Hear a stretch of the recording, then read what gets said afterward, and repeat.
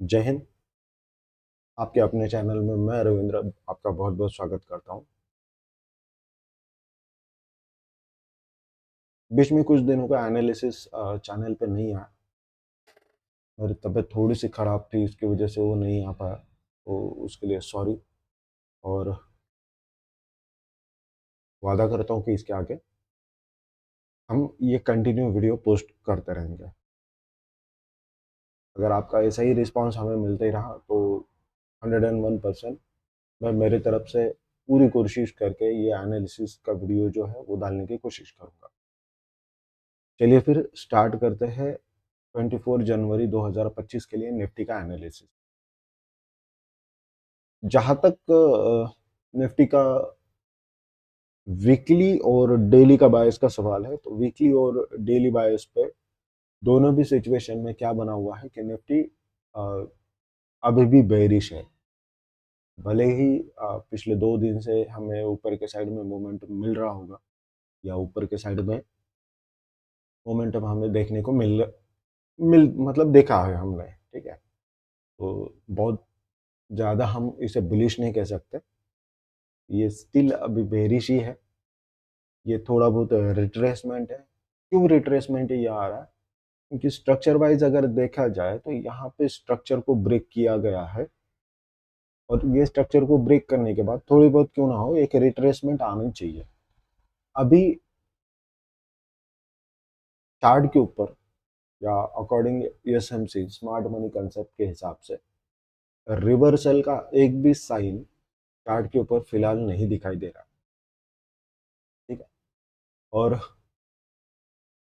कल के लिए अगर हम देखें तो कुछ पॉइंट्स है यहाँ पे चार्ट पे जो हमारे लिए वर्क कर सकता है। जैसे कि ये जो कैंडल है, तो ये कैंडल नीचे के साइड में एक ऑर्डर ब्लॉक बना हुआ है, ऊपर के साइड में ये एक बड़ा ऑर्डर ब्लॉक है। इसे अगर हम रिफाइन कर लेते हैं तो रिफाइन करने के बाद काइंड ऑफ इतने एरिया तक ये ऑर्डर ब्लॉक आ रहा है, वहां तक जो इसकी जर्नी थी प्राइस ने ऑलरेडी आज कंप्लीट करके ये नीचे के साइड में जा रहा है, राइट। इसके ऊपर अगर देखा जाए तो यहाँ पे एक रिजेक्शन वाली कैंडल पे एक ऑर्डर ब्लॉक आता है। अगर हम इसे एमटी से ले लेंगे तो ये एक ऑर्डर ब्लॉक है। सेकेंड थिंग, अगर हम वन डे टाइम फ्रेम पे देखें तो फिलहाल जो 2 दिन लास्ट वाले जो मार्केट यानी या प्राइस ने बिहेवियर किया हुआ है, तो 21 तारीख की जो कैंडल है वन डे की, उसके हाई और लो के बीच में है। तो फिलहाल जो लिक्विडिटी मुझे दिखाई दे रही है वो लिक्विडिटी इस हाई और लो के बीच में, और जो भी अभी हो रहा है अगर आप उसे मार्क कर लेंगे तो ऊपर का जो एरिया है 23,426.30, नीचे का जो एरिया आता है वो आता है 23,976.85। और दूसरी एक चीज कि एक रेजिस्टेंस बना हुआ है प्राइस के बीच में, जो एक पॉइंट है, एक स्ट्रांग पॉइंट है जो टूटना फिलहाल के लिए थोड़ा टफ दिख रहा है। 23,294.80 ये पॉइंट मैंने ऑलरेडी यहाँ पे मार्क कर दिया है। तो अगर हमें कल के लिए प्लान करना है कि 24 जनवरी को हम किस तरीके से निफ्टी को प्ले कर सकते हैं, तो अगर निफ्टी कल की डेट में गैप अप ओपन अगर होता है, तो अगर ये गैप अप ऑलमोस्ट 132 या 130 140 पॉइंट के आसपास अगर ये गैप अप हुआ तो ही एक अच्छा मूवमेंट हमें देखने को मिल सकता है। तो अगर ये 130 140 पॉइंट के आसपास गैप अप ओपन होता है तो मुझे ऐसे लगता है कि ये वापस से रिट्रेसमेंट करने को आएगा, मे बी इस ऑर्डर ब्लॉक के आसपास या इस ऑर्डर ब्लॉक के आसपास गैप फिलअप करने के बाद। तो यहाँ तक एक मोमेंटम हमें देखने को मिल सकता है ऊपर के साइड में अगर गैप अप ओपन होता है तो। लेकिन इसमें कंडीशन एक ही है कि 130 140 पॉइंट अगर ये गैप अप ओपन होता है और पहली 30 मिनट की कैंडल अगर स्ट्रॉन्ग बेरिश है, पहली 30 मिनट की कैंडल अगर स्ट्रॉन्ग बेरिश है, तो हमें ऊपर की साइड में ट्रेड नहीं लेना है। और वो अगर डोजी लाइक कैंडल बनती है, वो अगर डोजी लाइक कैंडल बनती है तो हम वहां पे प्ले कर सकते हैं ऊपर के साइड पर। मतलब वहां पे सेलिंग इतनी स्ट्रांग नहीं रहेगी, हम बाइंग के साइड में जा सकते हैं और फिर से ये जो हाई पॉइंट है 23,426 वाला, ये पॉइंट टूटने के चांसेस बहुत ज़्यादा है। अगर ये गैप अप 130-140 पॉइंट के आसपास करता है तो की बात।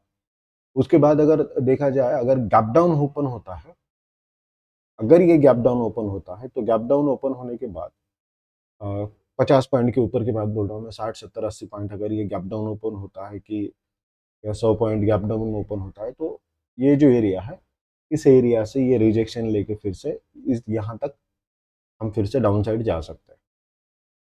ये हो गया सीन नंबर 2, जो कि गैप डाउन का सीन है। थर्ड जो सीन आता है, जो फ्लैट ओपनिंग का आता है, तो जहां तक कल के लिए फ्लैट ओपनिंग की बात है, तो अगर ये कल फ्लैट ओपन होता है 40-50 पॉइंट ऊपर या नीचे, तो मुझे ऐसे लगता है कि कल के दिन मार्केट अवॉइड करना चाहिए। अगर ये फ्लैट ओपन होता है तो प्योरली मैं तो इसको अवॉइड करूंगा एज पर माय एनालिसिस। मेरे हिसाब से इस मार्केट को मैं नहीं प्ले करूंगा। तो मैंने गैप अप का भी आपको बता दिया। गैप अप का सीन अगर 130-140 पॉइंट ऊपर हुआ तो ही हमें प्ले करना है। गैप डाउन का भी सीन मैंने बता दिया। अगर ये फ्लैट ओपन होता है, फ्लैट ओपनिंग पे थोड़ा संभल के ट्रेड करना चाहिए और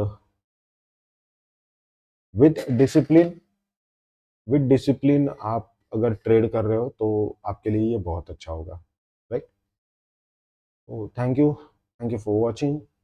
अगर आपको हमारा एनालिसिस सच में पसंद आ रहा है, आप इसको रेगुलरली देख रहे हो, प्लीज़ सब्सक्राइब करना मत भूलना। आपके अगर कोई दोस्त है जिनको ये एनालिसिस आपको शेयर करना है, जो परेशान है ट्रेडिशनल एनालिसिस से और कुछ समझ में नहीं आ रही है चीज़ें, उनकी एक्यूरेसी ड्रॉप हो रही है, एक्यूरेसी बढ़ानी है, तो उनको भी आप शेयर कर सकते हो। और अगर पसंद आया वीडियो तो आप लाइक करना मत भूलिए। Thank you so much.